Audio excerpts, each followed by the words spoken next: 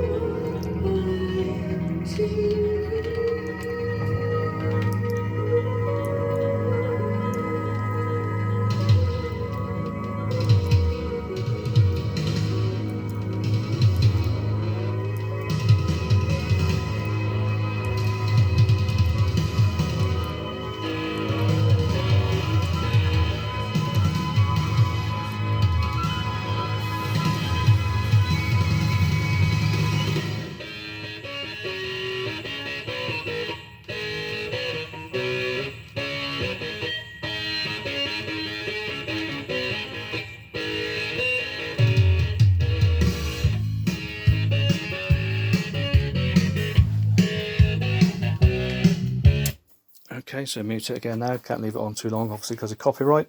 So yeah, he's all done now. He's been on test for a couple of hours this afternoon, after I sorted it out this morning. So yeah, I'll leave it on test a little bit longer, and then he'll be ready to go back.